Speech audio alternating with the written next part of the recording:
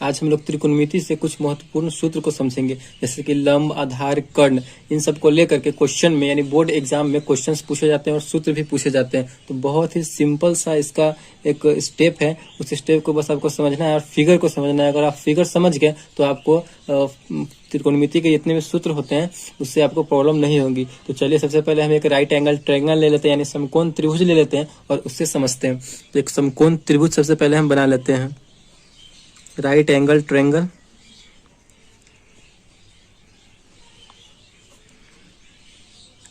एक समकोण त्रिभुज हमने बना लिया, उसका हम लोग कुछ नाम दे देते हैं, जैसे कि ए, बी और सी। ए और बी, सी हम नाम दे दिए एक समकोण त्रिभुज का। इसमें अगर हम यहाँ पे, तो ये क्या हो गया, ये 90 डिग्री हो गया। समकोण त्रिभुज हमेशा 90 डिग्री का होता है, ये भी आपको ध्यान रखना है। तो ये इसका 90 डिग्री हो गया। अगर हम थीटा यहाँ से मानते हैं, अगर हम थीटा यहाँ से लेते हैं, इस कोण से लेते हैं, थीटा अगर हम इस कोण से लेते हैं, ये हमारा थीटा हो गया। तो आपको ध्यान रखना है कि जहाँ पे हमारा 90 डिग्री का कोण बन रहा है उसके हमेशा सामने वाला जो होता है वो हमेशा कर्ण होता है। तो ये हमारा कर्ण हो गया, ठीक, जिसे हम H से डिनोट करते हैं, इंग्लिश में H से डिनोट करते हैं और इसे इंग्लिश में हाइपोटेनस बोलते हैं, ठीक। ये हमारा कर्ण हो गया। और थीटा जैसे हमारा ये हो गया, तो थीटा के सामने वाला हमेशा लंब होता है, ये ध्यान रखना है। तो इसके सामने वाला ये हो गया, तो ये हमारा क्या हो जाएगा, लंब हो जाएगा। और एक बच गया वो हमारा आधार, तो ये हमारा आधार हो जाएगा, ठीक। आधार को हम बी से सूचित करते हैं, स्मॉल बी, और यहाँ पे लंब है इसे पी से सूचित करते हैं, यानी परपेंडिकुलर, और आधार यानी बेस बी। ये आपको हमेशा ध्यान रखना। बहुत ही आसान से हमने आपको फिगर को बता दिया है। अगर थीटा हमने यहाँ पे लिया है, तो अगर एक और फिगर ले लेते हैं, अगर थीटा हम यहाँ पे लेते हैं तो हमारा लंब और आधार चेंज हो जाएगा, ठीक। चलिए एक और हम बना लेते हैं समकोण त्रिभुज। ये हमारा समकोण त्रिभुज है,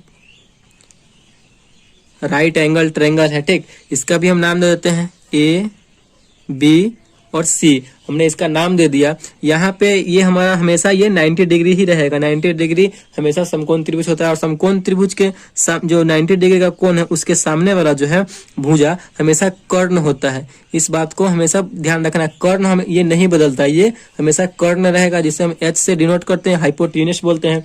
अगर हम थीटा यहाँ पे लिए थे तो इसके सामने वाला लंब था। अगर हम थीटा यहाँ पे लेते हैं, ये हमारा थीटा हो गया।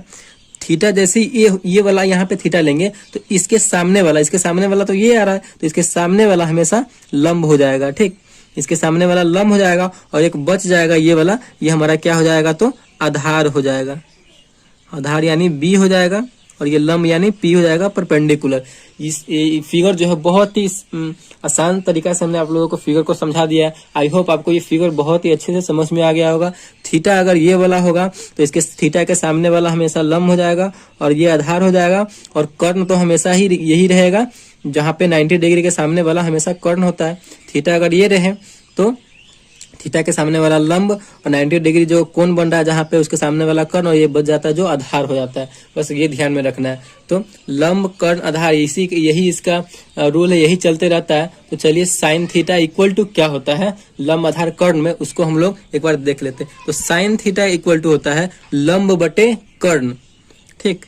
आपको 3 फॉर्मूला याद रखना है, उससे हम आपको 6 फॉर्मूला पूरा याद हो जाएगा। त्रिकोणमिति में जो है 6 अनुपात होते हैं, त्रिकोणमितीय अनुपात 6 होते हैं। कौन कौन से? साइन, कॉस, कोसेक, सेक, टैन और कॉट, ये सब होते हैं त्रिकोणमितीय अनुपात। तो साइन थीटा इक्वल टू क्या होता है, लंब बटे कर्ण। साइन का आपको याद रखना है तो कोसेक का ऑलरेडी याद हो जाएगा। इन दोनों का आपस में एक रिलेशन है, इन दोनों का एक आपस में रिलेशन है। साइन थीटा इक्वल टू होता है लंब बटे कर्ण। अगर इंग्लिश में बात करें तो लंब यानी पी, परपेंडिकुलर, और कर्ण यानी एच, हाइपोटेनस, ठीक। इन दोनों का रिलेशन क्या है कि साइन का लंब बटे कर्ण है तो कोसेक का इसका उल्टा हो जाएगा। लंब बटे कर्ण है तो कोसेक थीटा का क्या हो जाएगा, कर्ण बटे लंब हो जाएगा, ठीक। कर्ण बटे लंब कहने का मतलब है H बाई P हो जाएगा।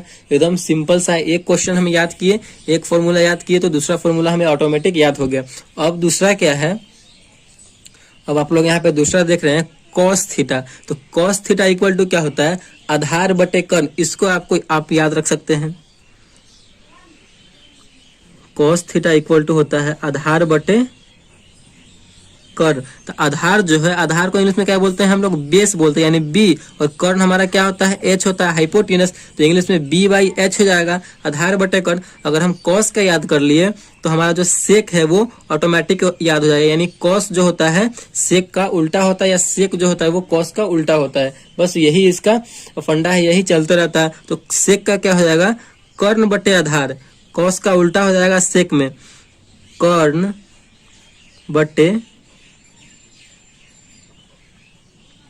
कर्ण बटे आधार हो जाएगा, यानी h बाई बी हो जाएगा। देखिए कितना सिंपल सा इसका रूल है, बस ऐसे ही याद रखना है, आपको हमेशा याद हो जाएगा। ये फॉर्मूला अपने आपके माइंड में हमेशा सेट हो जाएगा। अब हमारा दो फॉर्मूला और बच गया, कौन कौन सा, तो tan theta into cot theta. तो tan थीटा का आपको एक याद रखना है, tan थीटा का क्या होता है, लंब बटे आधार। tan थीटा इक्वल टू होता है लंब बटे आधार, लंब मतलब p परपेंडिकुलर, आधार मतलब b, p by B. tan का जब हमें याद हो गया तो यही इसका उल्टा हो जाता है, tan का उल्टा cot और cot का उल्टा tan। तो tan है लंब बटे आधार, तो cot क्या हो जाएगा, आधार बटे लंब हो जाएगा, आधार बटे लंब हो जाएगा, यानी आधार मतलब b बेस और लंब p परपेंडिकुलर। बस आपको तीन फॉर्मूले ही याद रखने हैं। इसमें जो है आपको साइन का याद रखना है, तो साइन याद रखिएगा तो कॉसेक याद हो जाएगा, अगर कॉसेक याद रखते हैं तो साइन याद हो जाएगा, अगर आप इसमें कॉस याद रखते हैं तो सेक याद हो जाएगा, अगर सेक याद रखते हैं तो कॉस याद हो जाएगा। इसमें भी वही है, tan याद रखते हैं तो कॉट याद हो जाएगा, और कॉट याद रखते हैं तो tan याद हो जाएगा।